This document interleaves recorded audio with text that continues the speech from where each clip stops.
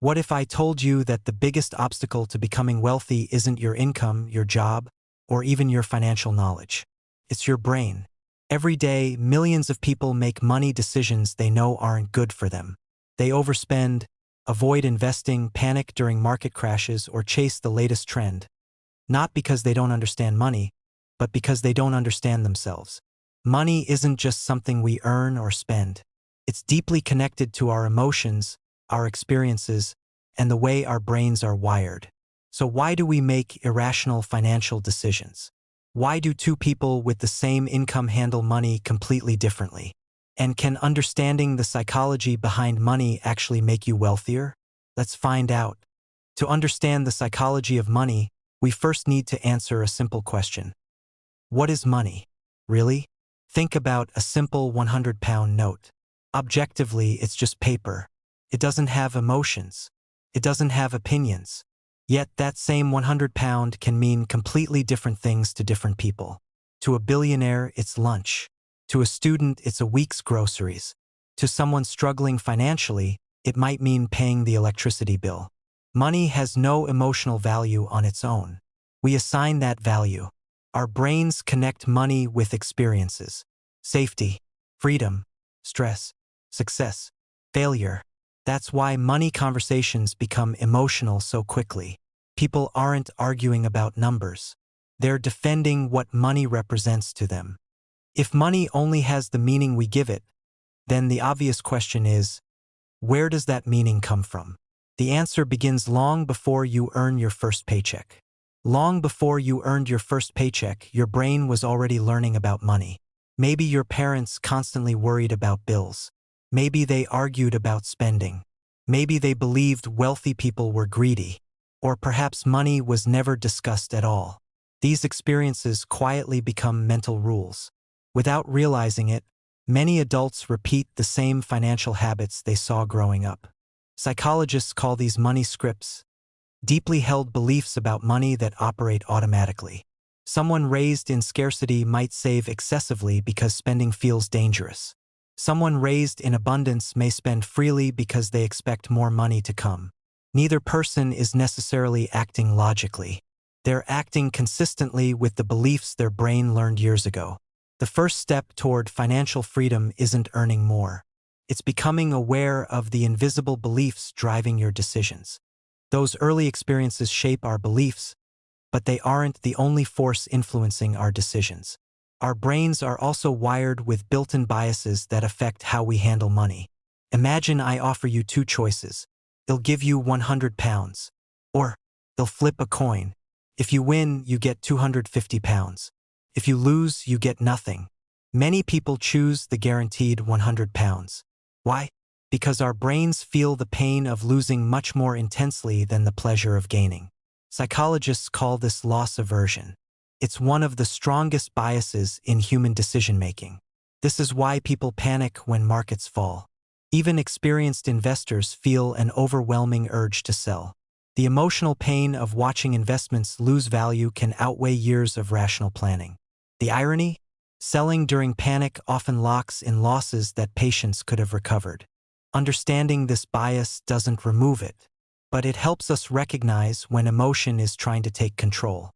Fear of losing money is powerful. But there's another emotion that's just as influential, our desire to keep up with other people. Have you ever been perfectly happy with your car? Until your neighbor bought a nicer one? Nothing about your car changed. Only the comparison did. Humans are naturally social creatures. Our brains are constantly measuring where we stand compared to the people around us. Thousands of years ago, this helped us understand our place within a tribe. Today, that same instinct influences how we think about money. Psychologists call this social comparison. Instead of judging our success by whether our needs are met, we often judge it by whether we're doing better than the people around us. That's one reason social media can have such a powerful effect on our spending habits. Every day, we're exposed to carefully curated images of luxury holidays, expensive cars, designer clothes, and dream homes. We compare our everyday lives to someone else's highlight reel, and suddenly what we have doesn't feel like enough. Money slowly stops being a tool for improving our lives and starts becoming a way to signal success. But the problem is, there's always someone with more. A bigger house, a newer car, a higher salary. If your happiness depends on staying ahead of everyone else, you'll spend your life chasing a finish line that keeps moving. Real financial confidence comes from comparing yourself to who you were. Even if we get everything we thought we wanted, something strange often happens. The excitement fades, and we start chasing the next goal. One of the biggest psychological traps is believing that happiness always lies just beyond the next financial milestone. If I earn £50,000, I'll be happy. Then it's £100,000. Then it's £250,000. The target keeps moving. Psychologists call this the hedonic treadmill, our tendency to quickly adapt to improvements in our lives. The promotion you've worked towards for years feels incredible at first, but before long it simply becomes your new normal. The same thing happens with a bigger house, a luxury car, or a higher salary. Instead of appreciating what we've gained, our brains begin searching for the next upgrade.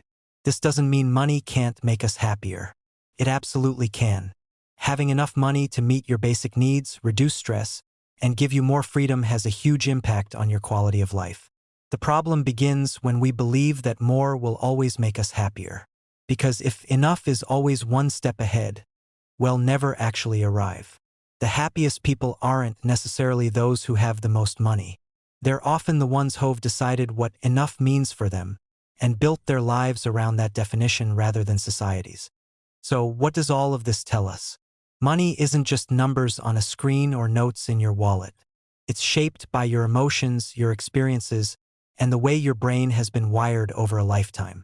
The fear of losing, the need to fit in, the habits you learned growing up, and the constant search for more all influence your financial decisions, often without you even realizing it. That's why understanding the psychology behind money can be just as important as understanding how to earn it or invest it. Because once you're aware of these hidden influences, you can stop making decisions on autopilot and start making them with intention. The goal isn't to become obsessed with money. The goal is to build a healthier relationship with it, one where money becomes a tool for creating freedom, security, and the life you actually want. And perhaps that's the most powerful lesson of all. The way you think about money will often determine what you do with it, and ultimately the life you build. I'd also love to hear from you.